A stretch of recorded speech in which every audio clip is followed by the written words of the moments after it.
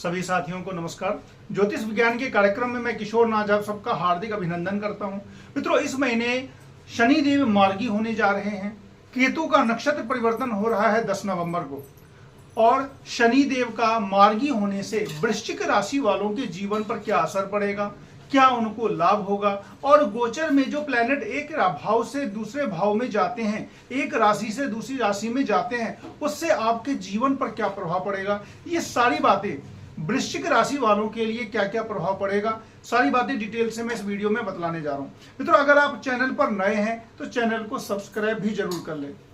अब देखें वृश्चिक राशि के बारे में मैं बतला दूं शॉर्ट में कि वृश्चिक राशि का जो स्वामी होता है वो मंगल होता है, 8 नंबर होता है। यहां आप देख सकते हैं कि आपके लग्न में चंद्र राशि में या लग्न से जब नंबर फर्स्ट हाउस में जब 8 नंबर लिखा हुआ है, इसका मतलब यह है कि आप वृश्चिक राशि के हैं, वृश्चिक लग्न के हैं। और अभी इस महीने का जो गोचरीय स्थिति है वो पहला तो यह है कि आपके लग्न से, आपके चंद्र राशि से चतुर्थ भाव में शनि देव बैठे हुए हैं स्वगृही होकर के। आप देख सकते हैं कि पहले से 4 नंबर में शनि देव बैठे हुए हैं। अब शनि देव कुंभ राशि में है, स्वगृही होकर के बैठे हुए हैं। अब मित्रों, जब कभी भी चंद्रमा से चौथे और 8वें भाव में शनिदेव आते हैं तो अढ़ैया लगती है। अढ़ैया जो होती है वो 2.5 साल की होती है। इस 2.5 साल में शनिदेव पीड़ा देते हैं, न्याय करते हैं, आपके कर्मों का फल देते हैं और आपके जन्मकालीन कुंडली के हिसाब से फल देते हैं। सबसे बड़ी बात यह है कि आप देखते होंगे कि किसी के साथ क्या होता होगा कि बहुत अच्छा फल मिल रहा है, 7.5 हो रही है, किसी के साथ बहुत ज्यादा बड़ी समस्या आती है। तो उसके पीछे का कारण बहुत आसान है। आप अपने कुंडली को देखें।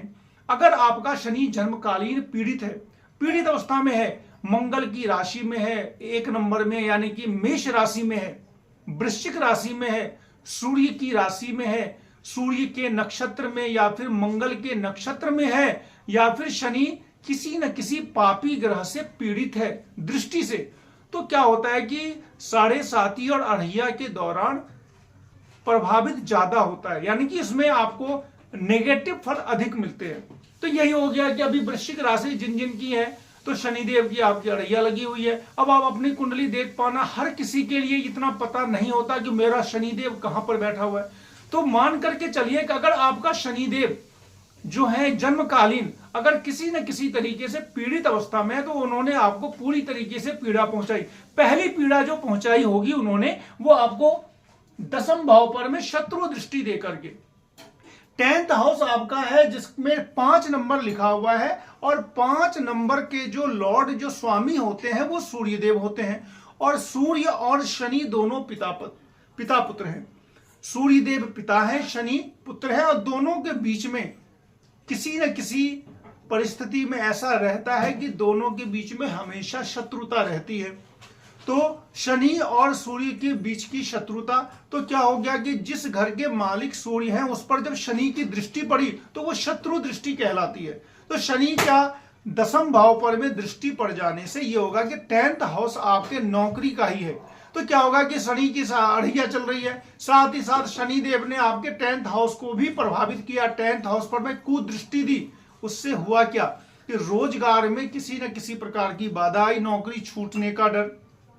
आप ऑफिस में क्या होगा कि सामंजस्य अच्छा से नहीं बैठेगा, किसी न किसी प्रकार का दंगा फसाद होने के चांसेस अधिक करवा देते हैं।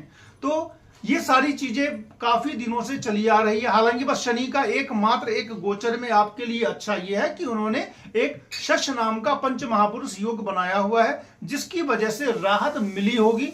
और कितना भी कुछ नेगेटिव फल मिले, साथ ही साथ आपको समय समय पर कुछ अच्छी बातें भी आपके साथ होती होंगी। लेकिन अढ़ैया का जो प्रभाव होता है वो मिलकर ही रहता है।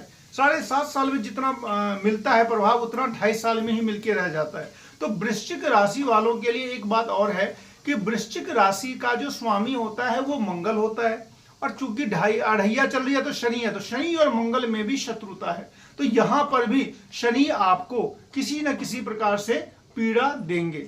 अब बात करते हैं पीड़ा की समाप्ति कैसे होगी। तो पीड़ा की समाप्ति होगी, उसका जो एनालिसिस अगर हम करें तो शनि देव जब वक्री अवस्था में रहते हैं, वक्री का मतलब ये रहता है कि वो सूर्य देव से अधिक दूरी पर चले जाते हैं, 5वीं राशि से अधिक दूरी पर, और तब क्या होगा कि उनका जो अतिचारी गति रहता है वो वक्र गति में बदल जाता है। ऐसा लगता है कि वो प्लेनेट पीछे की तरफ चल रहा है और वो प्लेनेट अपने पीछे के जो हाउसेस है उनका प्रभाव अधिक देते हैं। तो यहां पर पीछे का जो भाव है वो तृतीय भाव है। तृतीय भाव जो होता है वो पराक्रम का होता है। तो यहां पर भी कॉन्फिडेंस की कमी कर देते हैं शनिदेव। अब होगा क्या, 15 नवंबर के बाद से शनिदेव मार्गी हो जाएंगे, क्योंकि सूर्यदेव काफी नजदीक में आ गए। सूर्यदेव आपके आ जाएंगे वृश्चिक राशि में, तो क्या होगा 5 से आगे हो गया, काफी नजदीक आ गए सूर्यदेव, तो शनिदेव मार्गी हो जाएंगे। अब मार्गी हो जाने के बाद उनका जो प्रभाव होता है 7.5 या अढ़ैया का वो कम हो जाता है। ये नॉर्मल है, ये ज्योतिष का एक नियम भी है कि शनिदेव जब मार्गी हो जाएंगे तो अपना जो उनका जो पीड़ा देने वाला जो टेंडेंसी है वो कम हो जाएगा। तो शनिदेव आपके लिए 15 नवंबर के बाद से काफी अच्छी स्थिति बना रहे हैं। शनिदेव की तीसरी दृष्टि आपके छठे भाव पर में अभी पड़ी है और 30 मार्च तक पड़ती ही रहेगी। तो शनि की जब तीसरी दृष्टि आपके छठे भाव में पड़ती है और छठे भाव का मालिक जो है वो मंगल है, मंगल भी शत्रु, यानी कि शत्रु की राशि पर तीसरी दृष्टि। तो शनि की तीसरी दृष्टि पड़ जाने से एक चीज तो ये बनता है कि आपको किसी न किसी प्रकार की जो मुकदमा हो गया, शत्रु अधिक हो जाना या फिर किसी बीमारी का होना, ये एक दिक्कत तो करते हैं शनि की तीसरी दृष्टि से। लेकिन साथ ही साथ इसमें क्या होगा कि बहुत तेजी से रिकवरी भी होती है, क्योंकि अगर छठे भाव पर पापी ग्रहों का प्रभाव हो जाए तो स्वास्थ्य में अनुकूलता आने लगती है। तो ये चीज आपके लिए अच्छी है। अब 15 नवंबर के बाद से अगर स्वास्थ्य में प्रतिकूलता भी थी तो वो ठीक हो जानी है। अब बात करते हैं केतु प्लेनेट की। मित्रों, केतु जो है एक ऐसा प्लेनेट है जिससे हम सारी चीजें पता कर सकते हैं।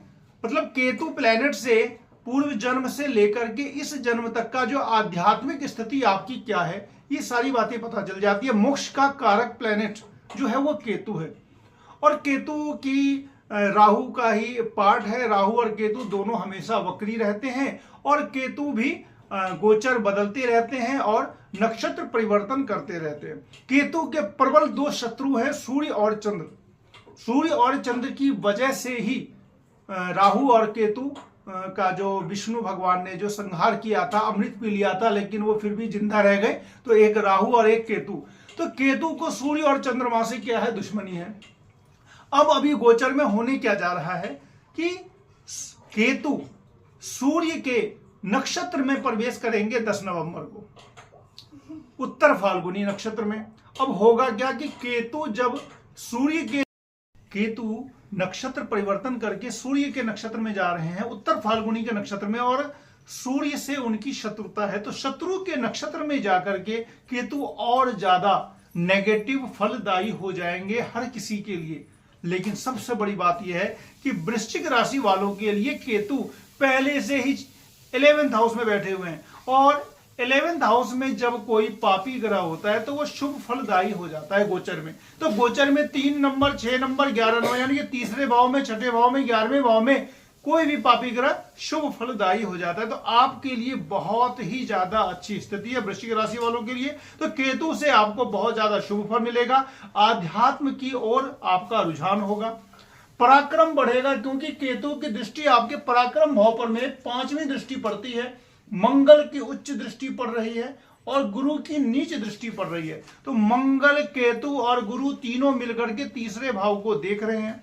एक तरफ मंगल केतु मिलकर जिस भाव को देखते हैं उससे विलग कर देते हैं, अलग कर देते हैं, लेकिन साथ ही साथ गुरुदेव की जब दृष्टि पड़ गई तो वो सारी समस्याओं का हल हो गया। साथ ही साथ बृहस्पति और बुध का समसप्तक योग लगा हुआ है। एकादश का मालिक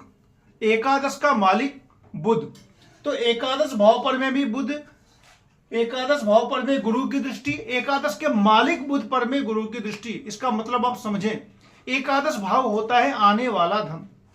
आने वाला धन यानी कि आपको जो भी आपका स्रोत है, एक से अधिक स्रोत है वो भी, और जो भी आपकी सैलरी है वो भी। तो आने वाले धन में क्या होता है, बरकत होना एक होता है, एक होता है पैसा खर्च हो जाना, एक होता है बरकत होना। तो पैसा तो आता है सबके पास, लेकिन बरकत तब होती है जब उन पर शुभ ग्रहों का प्रभाव पड़े। अब बृहस्पति की अभी तक एकादश भाव पर में ही दृष्टि थी, लेकिन अब गोचर में हो क्या रहा है, बुध पर में भी गुरु की दृष्टि पड़ती है।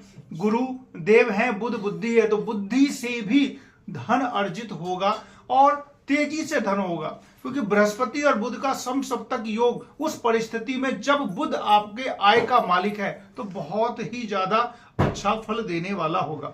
15 नवंबर से होने क्या जा रहा है मित्रों, हर किसी को इंतजार है 15 नवंबर का। 15 नवंबर को शनिदेव हो जाएंगे मार्गी।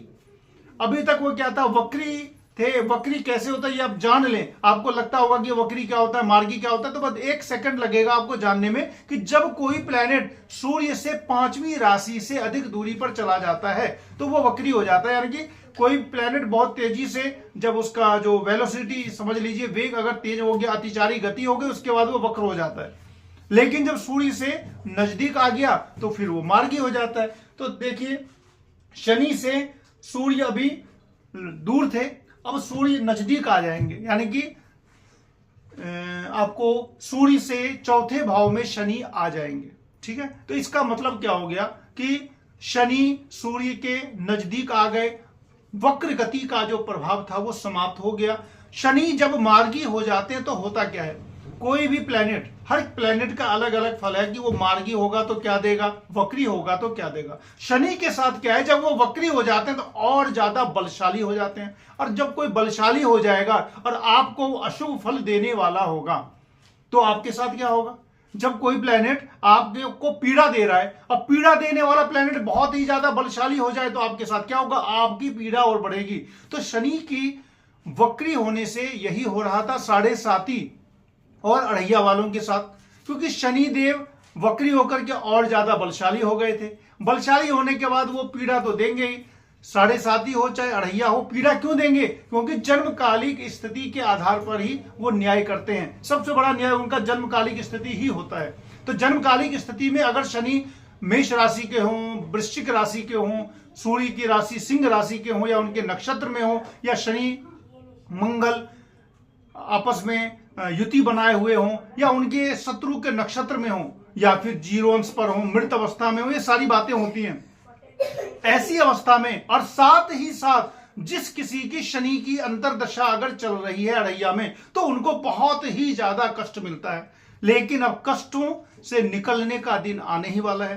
15 नवंबर को जो ही शनिदेव मार्गी हो जाएंगे, उसके बाद वो अढ़ैया का जो है वो नेगेटिव फल देना बंद कर देंगे, क्योंकि वो मार्गी हो जाने से अगली राशि की तरफ ज्यादा ध्यान देंगे, पिछला का प्रभाव खत्म हो जाएगा। और 7.5 या अढ़ैया जिस किसी की भी है, अभी वृश्चिक राशि वालों के लिए तो अढ़ैया है, तो 30 मार्च को अढ़ैया भी समाप्त हो जाएगी। और शनि देव के साथ सबसे बड़ी बात यह है कि वो धीरे धीरे गमन करते हैं। 2.5 साल लगता है एक राशि में, वही चंद्रमा को 2.5 दिन लगते हैं और शनिदेव को 2.5 साल लग जाता है। तो जो प्लेनेट धीरे धीरे एक राशि से दूसरी राशि में जाता है, एक राशि में 2.5 साल रहता है, तो जब वो अगली राशि में जाने वाला होता है तो उससे काफी दिन पहले से ही तैयारियां शुरू हो जाती है अगले राशि के फल देने की। तो समझ लीजिए कि 15 नवंबर के बाद से शनि रहेंगे तो कुंभ राशि में, लेकिन वो मीन राशिवत ही आपको फल देंगे। तो इस तरीके से 7.5 अढ़ैया का जो नेगेटिव प्रभाव होगा वो खत्म हो जाएगा। तो इस तरीके से डिटेल से मैंने बताया। मंगल के साथ आपका जो विपरीत राजयोग है उसको आपको लाभ लेने की आवश्यकता है। 15 नवंबर 10 नवंबर से लेकर के 15 दिसंबर के बीच में आप इसका लाभ ले लें। नेगेटिव पॉइंट जो है वो मैं बतला देता हूं कि 10th भाव आपका पाप कर्तरी योग में है, आगे केतु पीछे मंगल। तो नौकरी में किसी प्रकार का आपको रिस्क नहीं लेना है, किसी भी प्रकार का रिस्क नहीं ले। किसी भी अपने उच्च अधिकारी से किसी भी प्रकार की तीखी बहस नहीं करें, किसी भी प्रकार की। अभी आपको समझ लीजिए कि 15 दिसंबर तक आप बिल्कुल आराम से अपना लाइफ को निकालें। और व्यवसाय में भी जो भी बिजनेस करते हैं, क्योंकि 10th हाउस पर में शनि की दृष्टि, आगे केतु पीछे मंगल, और ऊपर से हालांकि केतु आपके लिए अपने हिसाब से फलदायी अच्छा है, लेकिन चूंकि 10th हाउस जब पाप कर्तरी योग में आ गया तो वहां पे कोई ना कोई दिक्कत देगा। तो चूंकि जब हम पहले से जान जाते हैं तो उससे हमें काफी लाभ मिलता है। आपको करना क्या है, हनुमान जी की जहां तक हो सके आप आराधना करें, हनुमान चालीसा करें, सुंदर कांड पाठ करें, जितना हो सकता है वह हनुमान जी के एकदम से अनन्य भक्त बन जाएं, क्योंकि लग्नेश मंगल है आपका और हनुमान जी की आप जितना ज्यादा पूजा पाठ करते हैं उससे आपको लाभ मिलेगा। चंद्रमा आपका 9th हाउस का लॉर्ड है, तो इसके लिए आपको मोती पहन सकते हैं, मून स्टोन धारण कर सकते हैं और साथ ही साथ भोले बाबा की आप पूजा करें। इतना काम आप करें और निश्चित रूप से नेगेटिव प्रभाव कम होगा और पॉजिटिव प्रभाव में वृद्धि होगी। मित्रों, लाइक शेयर सब्सक्राइब जरूर करें। मिलते हैं फिर अगले वीडियो में, तब तक के लिए नमस्कार।